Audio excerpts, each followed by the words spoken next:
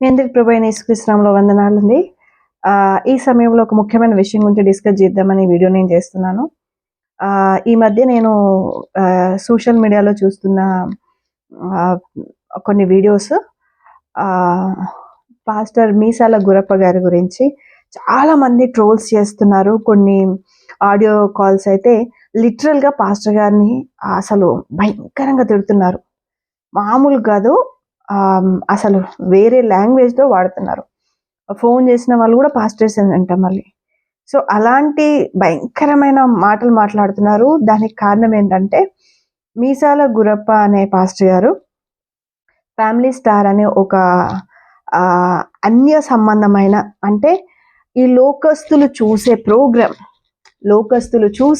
లోకస్తులు సపోర్ట్ చేసే ప్రోగ్రామ్‌కి వెళ్ళేసి వాళ్ళతో పాటు కలిసి అక్కడ వాళ్ళతో పాటు ఆ ప్రోగ్రాంలో పార్టిసిపేట్ చేసినందుకు నువ్వు లోకంలో కలిసిపోయావు, లోకస్తులతో కలిసిపోయావు అని చెప్పేసి ఆ పాస్టర్ గారిని బీభత్సంగా, మామూలు కాదు, ఎక్కడ చూసినా పెద్ద పెద్ద సేవకులు, దైవజనులు అందరూ లోకంలో కలిసిపోయారు, దారి తప్పిపోయారు, అబ్బబ్బబ్బా చాలా పోస్టులు పెడుతున్నారు.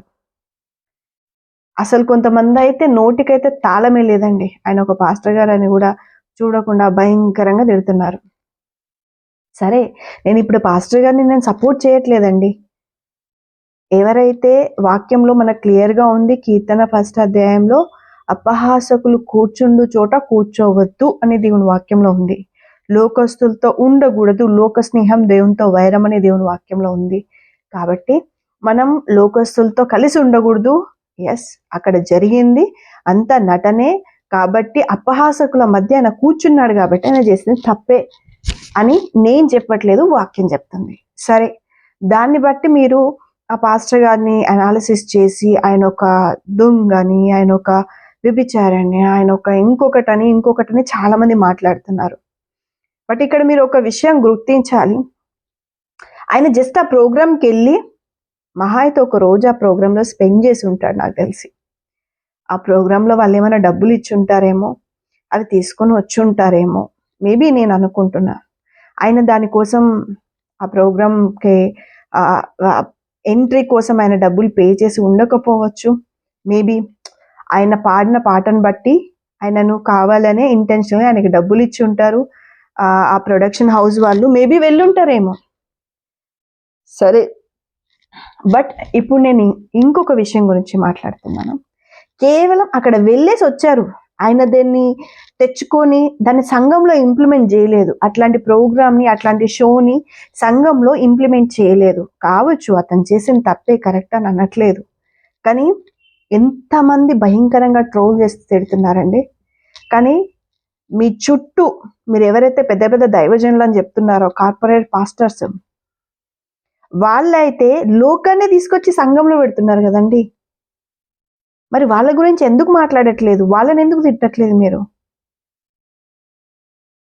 దేవుని వాక్యంలో ఉంటది, అందం మూసకరం, సౌందర్యం వ్యర్థం. బట్ ఆ అందాన్ని వాళ్ళు హైలైట్ చేస్తారు, ఆ అందాన్ని వాళ్ళు ఎంకరేజ్ చేస్తారు.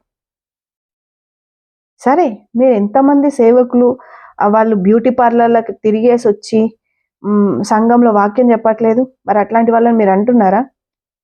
నువ్వు బ్యూటీ పార్లర్‌కి పోయొచ్చి దేవుడిచ్చిన అందాన్ని కాకుండా నీకు నచ్చినట్టు నువ్వు చేసుకొని, మేకప్‌లు వేసుకొని, ఫేషియల్స్ చేయించుకొని, దేవునికి నచ్చినట్టుగా కాకుండా నువ్వు లోకాన్ని ఎంకరేజ్ చేస్తున్నావని ఏ పాస్టర్‌తోనో మీరు అన్నారండి? మాట్లాడరండి. ఎందుకంటే ధైర్యం ఉండదు వాళ్ళకి. ఎందుకంటే వాళ్ళు పెద్ద పెద్ద పాస్టర్స్, పాస్టర్ అమ్మలు. సరే, అమ్మో వాళ్ళనంటే ఏమంటారో కదా, ఏమంటారో, అట్లాంటి వాళ్ళని అంటారా మనం, అనగలుగుతామా అని. ఈరోజు దేవుడి ప్రేరేపణతో ఒక పాట రాస్తే, మీరు రికార్డింగ్ స్టూడియోలో ఆ పాట రికార్డ్ చేస్తే చూడరా అండి జనాలు? ఆ పాటను ప్రజలు అంటే దేవుని బిడ్డలు ఆదరించరా? ఆ పాటను నేర్చుకుని దేవుని గణపరచరా? దానికోసం వీళ్ళకు మేకప్ మ్యాన్స్ కావాలండి. మేకప్ చేసేయడానికి వీళ్ళు మేకప్ వేసుకోవాలా, ఆ పాట షూట్ చేయడం కోసం ఒక డెస్టినేషన్ వెడ్డింగ్ టైప్లో ఒక డెస్టినేషన్ వాళ్ళు సెట్ చేస్తారు, ఒక ఏరియాను, ఒక ప్లేస్ని. దానికోసం లక్షలు ఖర్చు పెట్టి ఆ ప్లేస్కి వెళ్తారు, ఆ లొకేషన్కి వెళ్తారు. వీళ్ళు వేసుకునే కాస్ట్యూమ్స్కి, ఆ లొకేషన్కి మొత్తం వీళ్ళే ఖర్చు పెడతారు. మళ్ళీ అదేదో వాళ్ళ కష్టార్జితమన కాదు, సంఘ బిడ్డలు ఇచ్చిన డబ్బులు. మేబీ కొంతమంది సైడ్ బిజినెస్తోని సంపాదించిన డబ్బు ఖర్చు చేస్తుండొచ్చు, నాకు తెలియదు.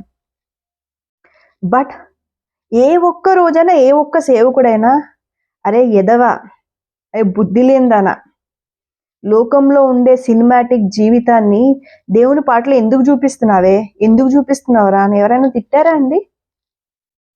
తిట్టారా?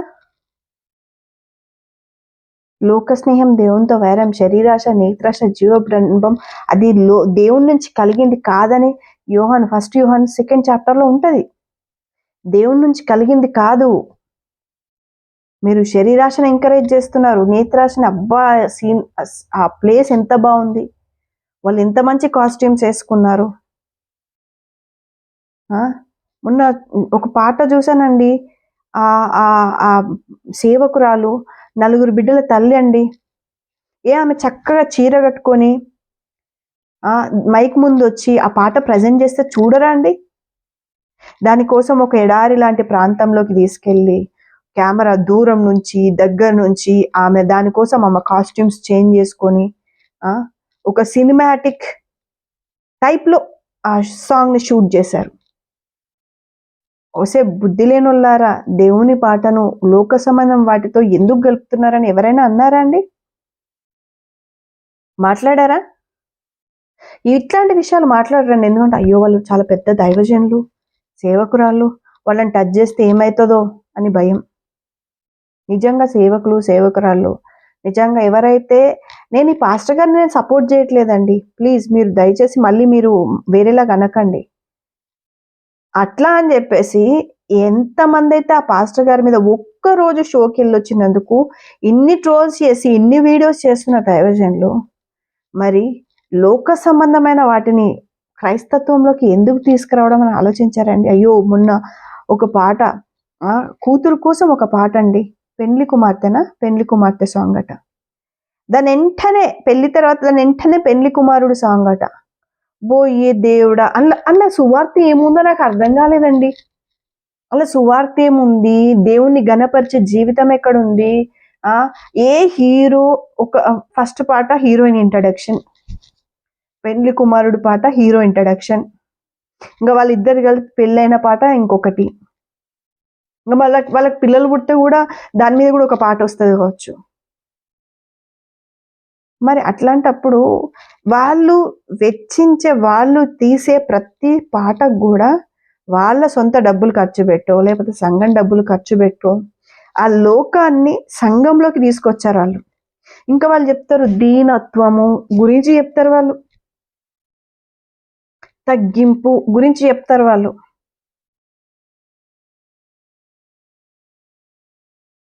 వాళ్ళు ఏం వేసుకోరు, మొక్కులకి ఏం పెట్టుకోరు, చెవులకి ఏం పెట్టుకోరు, మెడలో ఏం వేసుకోరు. బట్ చర్చికి వచ్చే ముందు ఒక్కసారి బ్యూటీ పార్లర్కి వెళ్ళి మంచి ఐబ్రో షేవ్ చేసుకుంటారు. మాకు దేవుడిచ్చిన ఐబ్రో షేవ్ నచ్చలేదు, మాకు ఇష్టం వచ్చినట్టు చేసుకుంటామని అది చేసుకుంటారు. ఫేషియల్స్ చేయించుకుంటారు, ఫేస్ మీద ముడతలు కనిపించద్దు, కెమెరాలో చాలా యంగ్గా కనిపించాలని చెప్పి. మరి దీన్ని ఏమంటారండి? దాన్ని వేషధారణ అన్నారా? మరి ఇట్లాంటి వాళ్ళ గురించి ఎందుకు మాట్లాడరండి? కొంతమంది పాటలు తీస్తారండి బ్రదర్స్, అసలు ఏ హీరో కూడా పనికిరాడండి. ఆ పాట చూస్తే అంతే ఫ్లాట్. ప్రభా నన్ను క్షమించి ఇట్లా మాట్లాడుతున్నందుకు, కావాలనే కదా అట్లా తీస్తారు. వాళ్ళని క్లోజ్లో పెట్టి, వాళ్ళ స్టైల్ని క్లోజ్లో పెట్టి, లాంగ్లో క్లోజ్లో చూపించుకుంటూ, వాళ్ళని వాళ్ళు ఘనపరుచుకుంటూ, అట్లా తీయకపోతే ఎవరు చూడరండి ఆ పాట, ఎవరు ఆదరించారు ఆ పాట? దేవుణ్ణి మనం ప్రజెంట్ చేయాల్సింది, ఆయన సువార్తను ప్రకటించాల్సింది, ఆయన మన కోసం చేసిన రక్షణను, ఆయన మన కోసం చేసిన త్యాగాన్ని ప్రకటించాల్సింది, ఆయన మనకిచ్చిన రక్షణను ప్రకటించాల్సింది. అవి కాదు. ఆ అమ్మాయికట అబ్బాయి కావాలట. అబ్బాయి కోసం వెయిట్ చేస్తుందట. అబ్బాయికేమో అమ్మాయి మనసులో రాజుగా ఉండాలనుకుంటున్నాడట. నాకు అర్థం కాదు. మన హృదయంలో యేసు అనే రాజుని పెట్టుకోవాలని, యేసుని రాజుగా నిలుపుకోవాలని మనం అనుకుంటాం. వాక్యంలో కూడా అదే ఉంటాయి కదా, మీ హృదయం నాకు ఇమ్మని చెప్తాడు దేవుడు. బట్ ఆ బ్రదర్కి ఆమె హృదయంలో దేవుని స్థానం వద్దంట. ఆమె హృదయంలో ఈ అబ్బాయికి స్థానం కావాలట. మీ హృదయంలో దేవునికి చోటు ఇవ్వండి అని చెప్పి ఒక పాస్టర్, అంటే సో కాల్డ్ పాస్టర్, నా ఒక అమ్మాయి హృదయంలో రాజుగా నేను ఉండాలని అనుకుంటున్నాడు. దీన్ని సువార్త అంటారా? మీరే చెప్పండి. ఏముంది అందులో సువార్త? అది చేసినోడికి బుద్ధి లేదు, అందులో యాక్ట్ చేసిన వాళ్ళకి బుద్ధి లేదు, దాన్ని దాన్ని మీడియాలో పోస్ట్ చేసిన వాళ్ళకి బుద్ధి లేదు అని నేను అనట్లేదా అండి? వాక్యంలో ఉంటుంది. నేను అనట్లేదు, వాక్యంలో ఉంటుంది. ఎందుకంటే దేవుడు కేవలం నేను దేవుని పైన ఉండాలని ఆలోచించిన సైతాన్ని కిందకి దోసేసినాడు దేవుడు. సరే, బుద్ధిహీనులని ఎవరిని అంటాడు దేవుడు? లోకాన్ని, లోక మర్యాదల్ని ప్రేమించే వాళ్ళని బుద్ధిహీనులని చెప్తాడు దేవుడు. బుద్ధిహీనులాగా మనం ఉండకూడదు కదా. మరి అట్లాంటి పాస్టర్లని ఎందుకండి మీరు తిట్టరు? ఎందుకండి మాట్లాడరు? ఈయన ఒక చిన్న సేవకుడనే కదా. కొంతమంది అయితే అసలు నిజంగా వాళ్ళు క్రైస్తవులు అనిపిస్తుందండి, అంత ఘోరంగా తిట్టారు ఆ పాస్టర్ గారిని. నేను ఇప్పటికి చెప్తున్నా, నేను సపోర్ట్ చేయట్లేదు. బట్ ఒక్కసారి అక్కడికి వెళ్ళి వచ్చి మర్చిపోయి ఉంటారు ఆ పాస్టర్ గారు. ఆయననే మీరు అంతగా తిడితే మొత్తం లోకాన్ని తీసుకొచ్చి సంఘంలో నింపిన సేవకులను మీరు ఎందుకు మాట్లాడారండి? ఎందుకు మాట్లాడారని నేను అడుగుతున్నాను. బుద్ధి తెచ్చుకోండి. అది ట్రోల్ చేసే విశ్వాసులైనా కానీ, సేవకులైనా కానీ దయచేసి బుద్ధి తెచ్చుకోండి.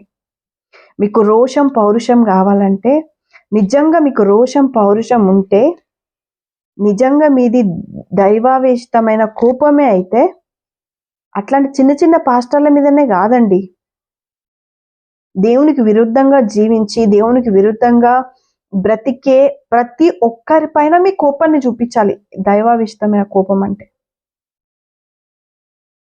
వాళ్ళు ఉన్నతమైన స్థానంలో ఉన్నారు, వాళ్ళని అంటే ఏమనుకుంటారో, వాళ్ళ దగ్గర నుంచి కానుకలు రావో, లేకపోతే ఎవరేమనుకుంటారో, తిడతారో, ట్రోల్ చేస్తారో, తంతారో అని చెప్పేసి భయపడి పీనుగుల్లా కూర్చోరు. పీనుగులు ఉంటాయి కదా, అవి వాటికి చలనం ఉండదు. అట్లా పీనుగులు అయిపోయారనమాట చాలా మంది. దేవుని విషయంలో రోషం లేకుండా, పౌరుషం లేకుండా, ఇంకా వాళ్ళు లైకులు, షేరులు, సబ్స్క్రైబ్లు, ఇట్లాంటి వాళ్ళకు ఏంది, వాళ్ళని వాళ్ళు గొప్పగా ప్రజెంట్ చేసుకున్న వాళ్ళకు ఆహా ఓహో అని చప్పట్లు. దేవుణ్ణి ప్రేమించి ఆయనను వెంబడించాలి అని చెప్పాడు. అసలు నాకు చాలాసార్లు నవ్వొస్తుంది ఏంటంటే, వాళ్ళు పాటించరండి. ఓకే, వాళ్ళు పాటించరు, బట్ వేరే వాళ్ళని పాటించాలని చెప్తారు. అదే నవ్వుతుంది నాకు. వాళ్ళు దేవుణ్ణి హృదయంలో చేర్చుకోరు, వాళ్ళు దేవుని వాక్యానుసారంగా జీవించరు, బట్ వేరే వాళ్ళు జీవించాలని చెప్తారు. వీళ్ళని వేషధారులే కదా అంటారు. నేను అనలేదు, యేసే అన్నాడు. దయచేసి అర్థం చేసుకోండి. ప్రతి ఒక్క సేవకుడు, విశ్వాసి అర్థం చేసుకోండి. మీరు లోకానికి బానిస అవ్వడానికి దేవుడు మనల్ని రక్తం ఇచ్చి కొనుక్కోలేదండి. పాపాన్ని ఎంకరేజ్ చేయడానికి యేసుప్రభు మనల్ని రక్తం ఇచ్చి కొనుక్కోలేదండి. ఒక పాట చూస్తున్నప్పుడు, ఒక పాట వింటున్నప్పుడు దేవుని సంబంధమైన ప్రేరేపణ కలగకపోతే దేవుంది కాదు అని అంటే అది ఎవరికి సంబంధించిందండి? అపవాదికి సంబంధించి. అట్లాంటి వాళ్ళు మీరు ఎట్లా ఎంకరేజ్ చేస్తారు? అబ్బా ఎంత బాగా యాక్ట్ చేసిందండి. నటించటానికా అండి యేసుప్రభు మన రక్తం ఇచ్చి కొనుక్కున్నాను? ఎందుకండి? యేసుప్రభుని సువార్తను ప్రకటించడం కోసం ఇన్ని జిమ్ముకులు అవసరం లేదండి, ఇన్ని ట్రిక్స్ అవసరం లేదండి. మీ బ్రతుకు అమ్మాయి అంటది, కొంతమంది అసలు సేవకురాల్ని బ్రతకనిస్తలేరు. అమ్మా, నువ్వు వాక్యానుసరమైన ప్రవర్తన కలిగి ఉండి, వాక్యానుసరమైన జీవితం నీలో ఉంటే, వాక్యానుసరమైన బ్రతుకు నీలో ఉంటే, క్రైస్తవులు ఎంత ప్రేమిస్తారంటే అంత ప్రేమిస్తారు. మనం లోకాన్ని ఆశ్రయించి లోకానుసారంగా జీవిస్తూ, లోకాన్ని అనుసరిస్తూ దేవుని వాక్యాన్ని చెప్తే నవ్వొస్తుంది నిజంగా నాకు.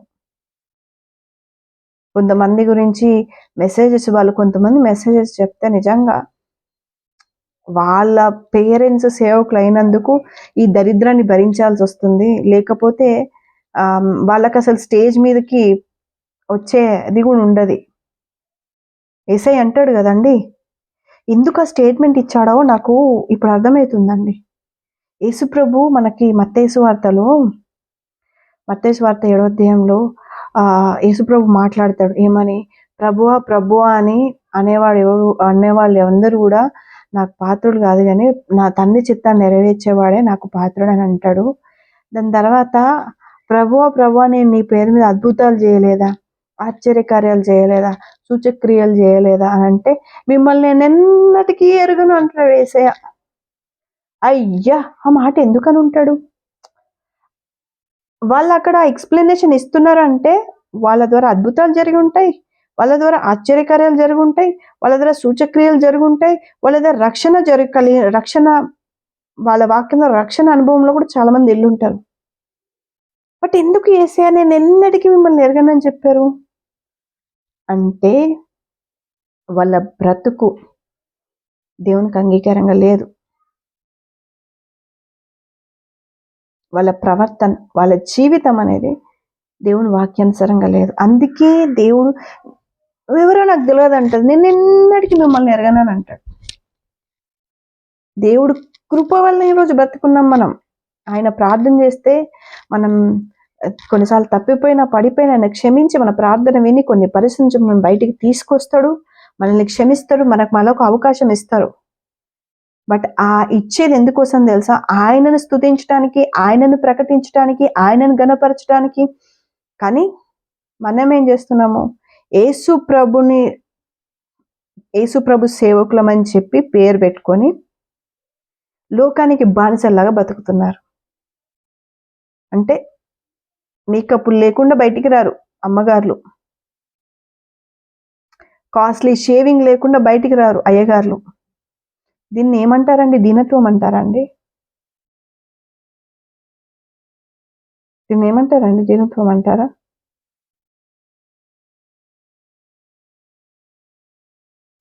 అమ్మగారు అన్ని తీసేస్తారు, బొంటి మీద ఉన్న అన్ని తీసేస్తారు. మేము అన్ని సమర్పించుకున్నామని చెప్తారు అమ్మగారు. బట్ వాళ్ళు వేసుకునే బ్లౌజ్ కాస్ట్ దగ్గర 4-5 వేలు ఉంటుంది. నార్మల్ బ్లౌజులు ఇష్టం ఉండేవి వాళ్ళకి, పట్టు బ్లౌజులు. ఏమన్నంటే వీళ్ళు నాకు సేవకులు రాలని చెప్పేసి నాకు గిఫ్ట్లు ఇచ్చిన చీరలు ఇవని చెప్తారు. బట్ ఆ బ్లౌజ్ చూస్తే దాని మీద హ్యాండ్ వర్క్ అని, ఆ వర్క్ అని, ఈ వర్క్ అని ఒక 4-5 వేలు కాస్ట్ ఉంటుంది. సిస్టర్ మీరు